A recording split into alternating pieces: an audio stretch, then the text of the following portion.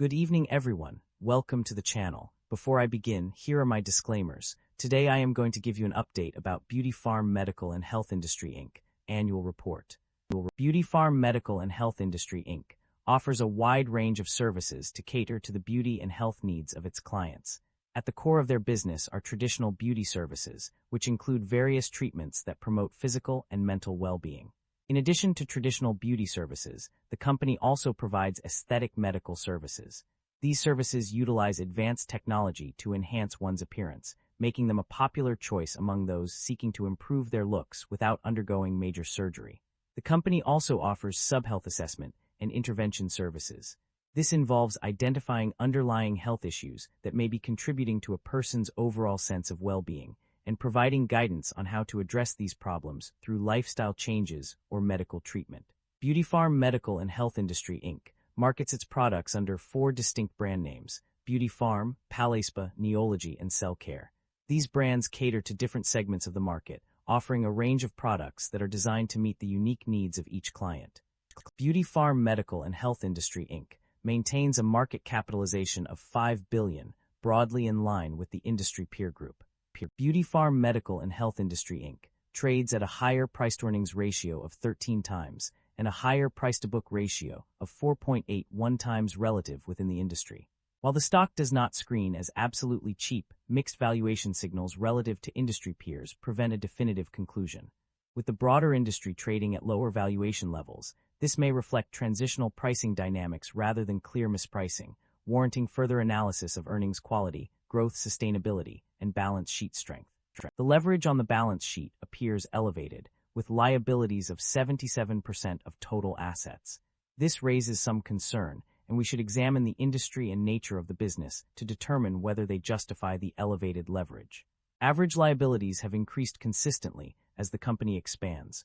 Importantly, both assets and shareholder equity have grown at least 20% faster than liabilities, indicating that the business is expanding substantially and generating value after covering its obligations.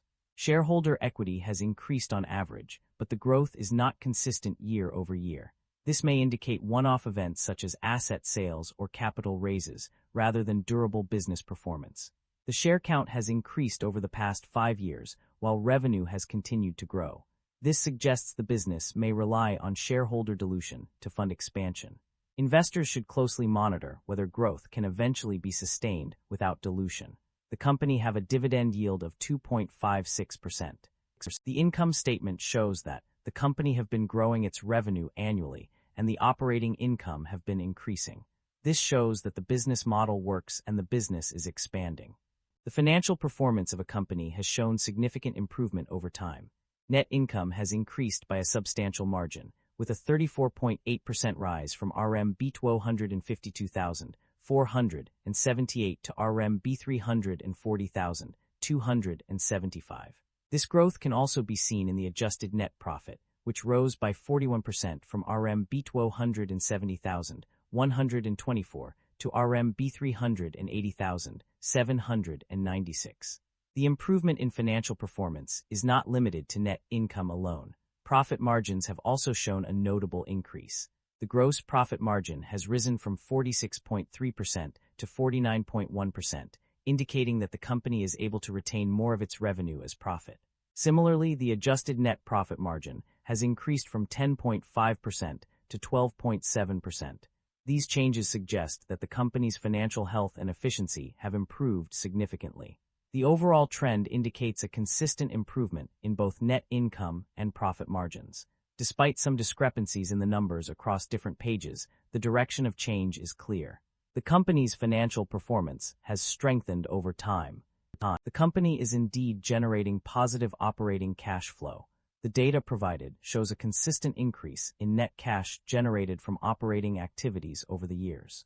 In 2024, the company reported RMB 45,011 in net cash from operating activities, which increased by 16.5% to RMB 219,119 in 2025. Furthermore, the net cash flow generated from operating activities reached a high of RMB billion in 2025, indicating a significant improvement in the company's ability to generate cash from its core operations.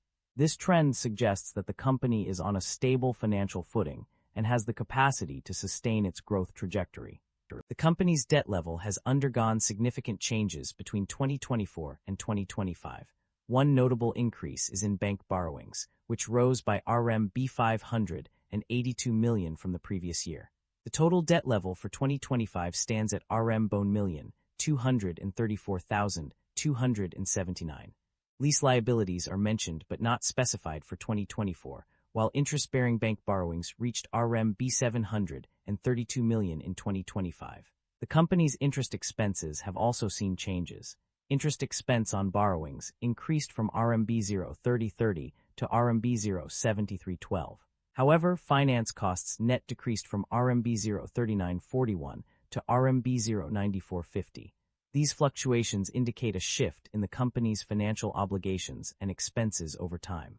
Management's outlook for the company is centered around strategic growth and expansion.